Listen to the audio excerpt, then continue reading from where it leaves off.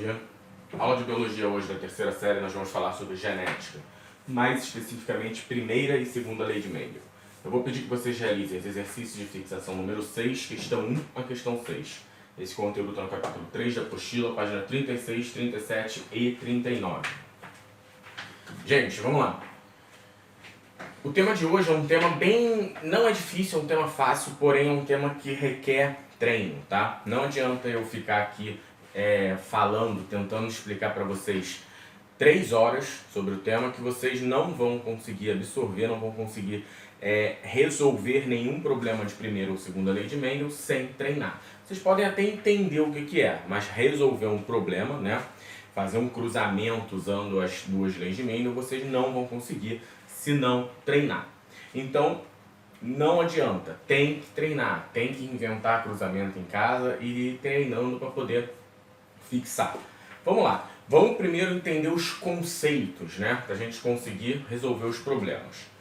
Primeiro, Mendel foi um austríaco, né, um teólogo médico, na verdade não era médico, na época não existia médico, era um cientista, né, que começou a se interessar pelas características morfológicas de várias espécies. Ele teve uma grande sorte, né? Isso foi aleatório, ele escolheu uma espécie, que é a ervilha, para poder fazer os seus experimentos, porque a ervilha ela tem um ciclo, né, de vida mais rápido, considerando com outros vegetais, e também porque ela tem características, digamos que, mais fáceis de se analisar. Ele escolheu a ervilha de propósito, sabendo disso? Obviamente que não, isso foi um tiro no escuro, foi uma sorte que ele deu, tá bom? E aí vamos às teorias, né, aos conceitos, vamos lá. Primeiro a gente já sabe, né, vocês no terceiro ano já viram isso, então vocês, lá no primeiro, né, vocês viram, então vocês sabem que na primeira e na segunda lei de Mendel se usam as letras, né, para poder representar essas características genéticas.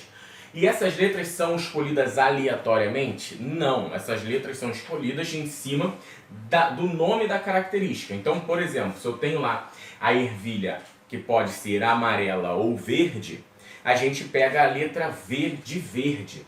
Professor, eu posso escolher qualquer letra aleatoriamente, ou amarela ou verde? Não, a gente sempre vai pegar a letra inicial da característica recessiva, tá?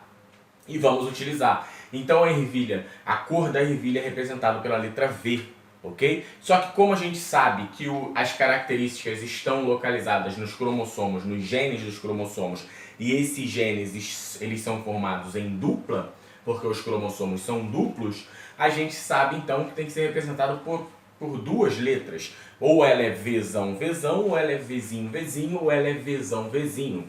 E aí a gente para pensar. E como é representada a característica dominante, já que a recessiva é pela letra inicial da característica recessiva? É pela letra inicial da característica dominante? Não, é pelo V também é pela letra da característica recessiva. Só que, quando a característica for dominante, a gente vai usar a letra maiúscula, Vzão. Quando a característica for recessiva, vamos utilizar a letra minúscula, Vzinho. E isso serve para todas as características encontradas no que a gente vai estudar e até mesmo dentro da genética. Por exemplo, para a superfície da ervilha, a gente tem a ervilha lisa ou a ervilha rugosa. E a gente vai usar a letra R de rugoso. Logo, rugoso é a característica recessiva. E a característica dominante é lisa. Então a gente tem lá Rzão, Rzão, Rzinho, Rzinho ou Rzão, Rzinho, ok? Para altura a gente tem lá alto ou baixo. A gente vai usar a letra B de baixo. Logo, baixo é a característica recessiva, alto é a característica dominante. E aí, gente, fica uma questão. Vocês viram que eu falei 3 formas de se montar, né? Por exemplo, Vzão, Vzão, Vzão, Vzinho ou Vzinho, Vzinho. O que isso quer dizer? A gente sabe que Vzão, Vzão vai ser uma planta de cor amarela. Agora, a gente sabe que uma planta Vzinho, Vzinho, de cor verde, porque é recessivo. E o Vzão, Vzinho, ela vai ter a característica dominante amarelo. Por quê? Porque quando a gente tem apenas um gene para a dominância, ele domina o recessivo, ok? Então, Vzão, Vzinho tem um predominante, a característica dessa semente vai ser amarela, dominante, tá? E já que a gente está falando disso, vamos para essa questão de a gente enxergar o amarelo, o alto, o baixo. A gente vai ter características fenótipas e características genótipas. Fê e G, fenóticas e genótipas. O que isso quer dizer? Quando eu digo para você que aquela ervilha tem a cor amarela, eu estou dizendo a característica fenótipo. Quando eu digo que aquela ervilha é vezão, eu estou dizendo a característica genótipa.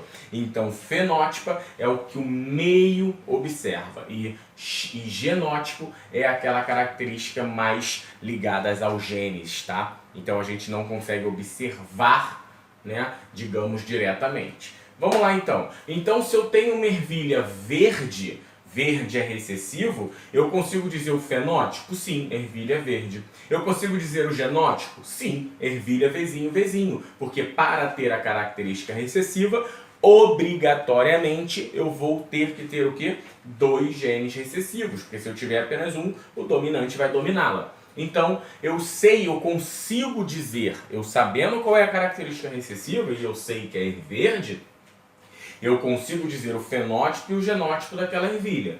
Agora, se eu tenho uma ervilha amarela, eu só consigo dizer o fenótipo, ervilha amarela, mas eu não posso afirmar qual é o seu genótipo. Por quê? Porque eu não consigo ver os genes. E ela pode ser tanto vezão, como vezão, vezinho. Concordam comigo?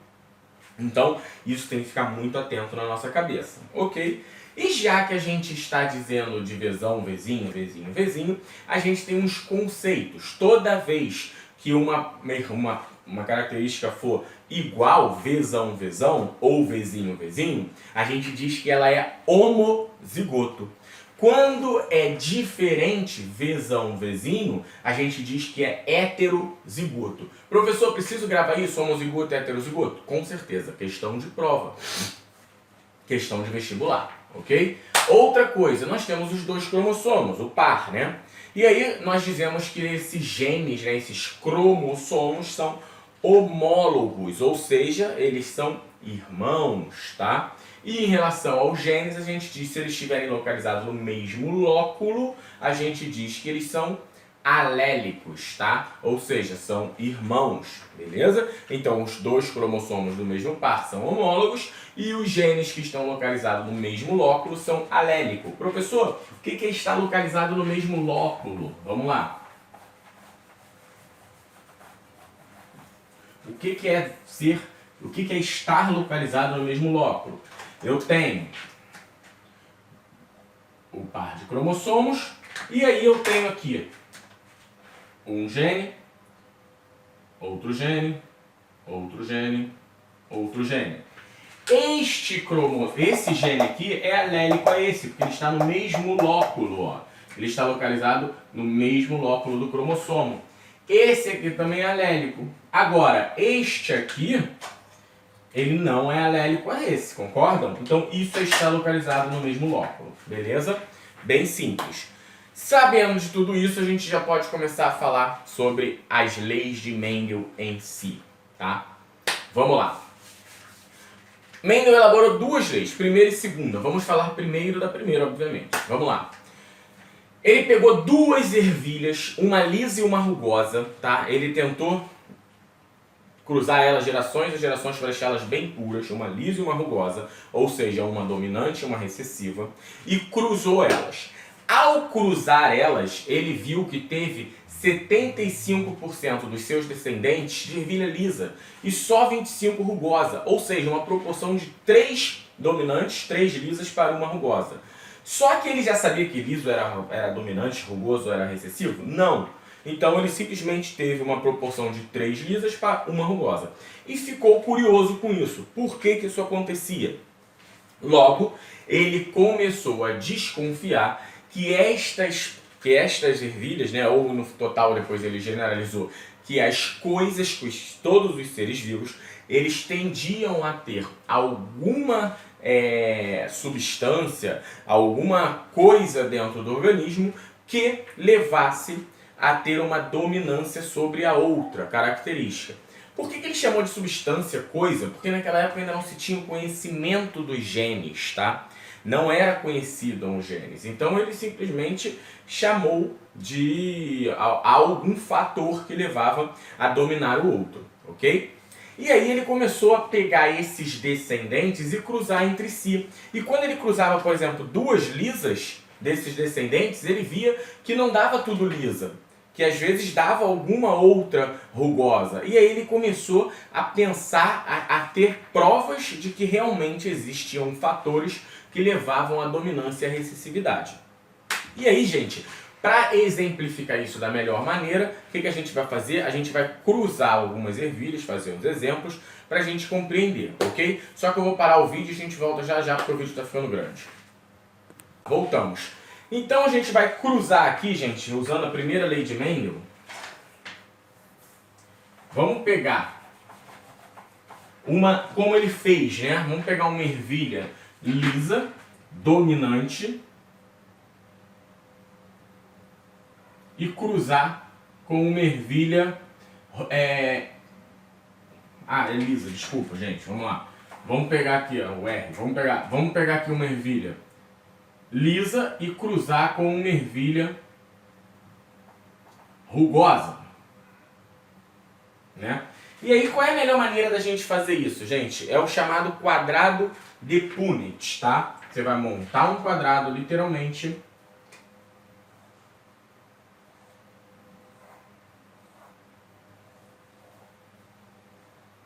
tá? E vai fazer assim, vamos distribuir essas características dentro desse nosso quadrado de Punnett. Como que a gente faz isso?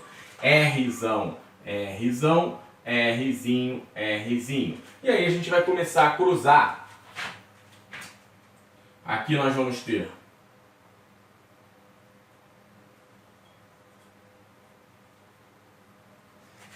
olha que interessante, gente. A gente começa a observar que todas as ervilhas nesse cruzamento vão ter o quê? Vão ter ervilha lisa, porém todas heterozigoto, mas lisa, ok? Ou seja, sempre dominando a característica recessiva. Por outro lado, se a gente faz o cruzamento de uma ervilha lisa, só que heterozigoto, com uma rugosa, a gente já tem um resultado totalmente diferente.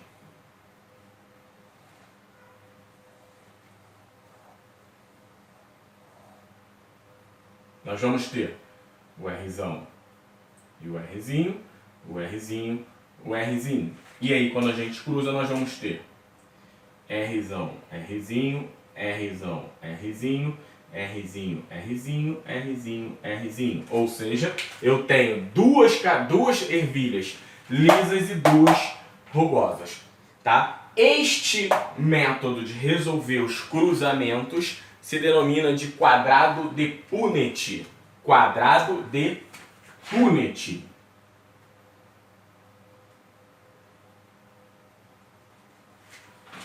Quadrado de Punnett.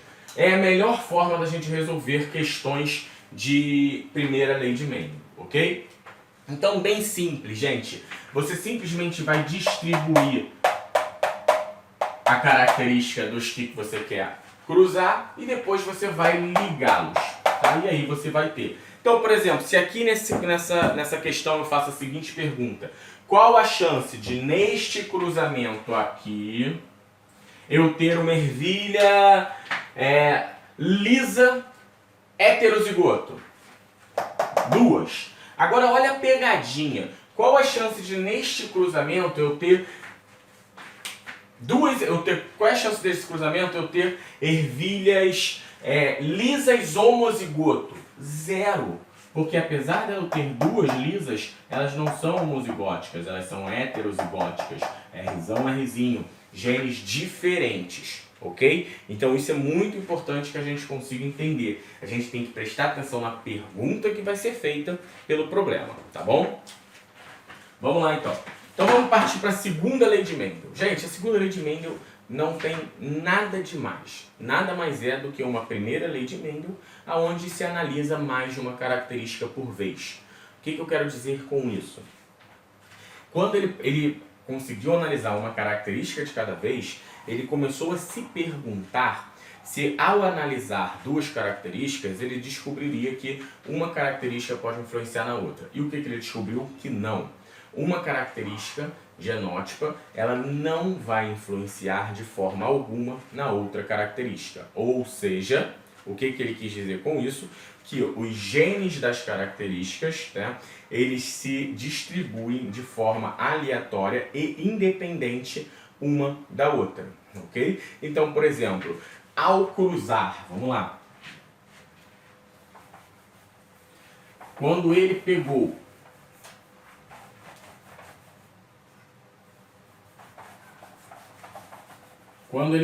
uma ervilha, por exemplo, Vzão, Vzinho, Rzão, Rzinho, e cruzou com uma ervilha Vzinho, Vzinho, Rzão, Rzinho. O que ele descobriu? Ele descobriu, como eu já informei, que uma característica não influencia na outra, só que vocês concordam que para eu resolver isso aqui em um quadrado de Punnett, o quadrado de Punnett vai ficar muito grande, porque são duas características, e o pior, às vezes eu posso querer resolver problemas com 3, 4, 5 características, e aí o quadrado de Punnett fica gigantesco. Mas aí o que a gente faz? A gente usa a regra da probabilidade, que está ligada diretamente à segunda lei de Mendel. Eu vou resolver uma característica por vez, e aí sim, depois vou utilizar a regra da probabilidade, que é o quê? Justamente multiplicar os resultados. Por exemplo, vamos dizer que neste cruzamento aqui, eu quero saber a seguinte pergunta. Qual é a chance de, neste cruzamento, eu ter uma ervilha verde com a superfície lisa? Esta é a minha pergunta. Como que eu vou fazer isso? Eu vou pegar o quadrado de Punnett e vou resolver questão por questão.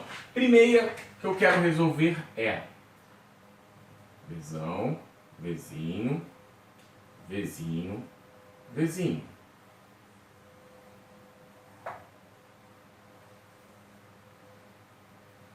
Né? Então vamos lá.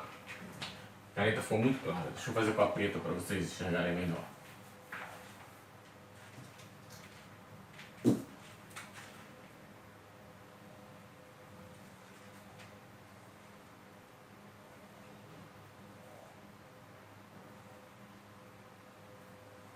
Vamos lá, gente, aqui. Vou botar o Vzão, o Vzinho, o Vzinho e o Vzinho. Vzão com Vzinho, Vzão com Vzinho, Vzinho, Vzinho, Vzinho, Vzinho. Fiz, resolvi uma questão. Qual é a pergunta? Qual a chance de eu ter uma ervilha verde? Qual a chance? 50%, né? Então aqui, verde é 50% ou 2 para 4, correto? Vamos voltar lá. Agora eu vou fazer em relação à superfície da semente. Como é que eu vou fazer? A mesma coisa, eu vou pegar Rzão, Rzinho, Rzão, Rzinho. Vou cruzar Rzão, Rzão, Rzão, Rzinho. Rzão, Rzinho, Rzinho, Rzinho. Reparem que aqui era para ficar Rzinho, Rzão, né? Eu inverti. Por quê? Porque a letra maiúscula sempre tem que vir na frente. Regra da genética, ok? Vamos lá. Qual é a pergunta? Qual a chance de eu ter uma superfície, uma semente com superfície lisa?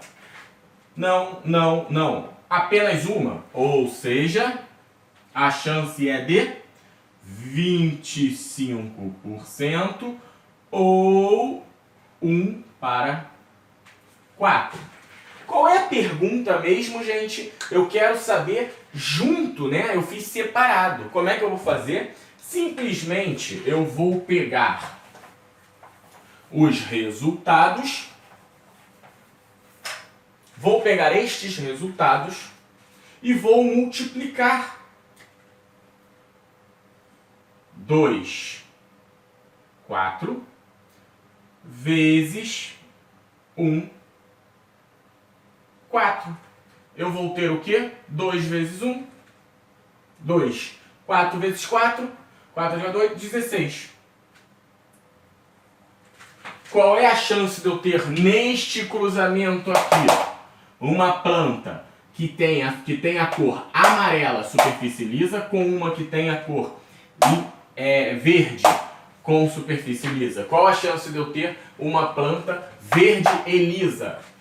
2 para 16. O que isso significa? Significa que a cada 16 descendentes que eu tenho deste cruzamento, 2 podem ter estas características: cor verde e superfície lisa.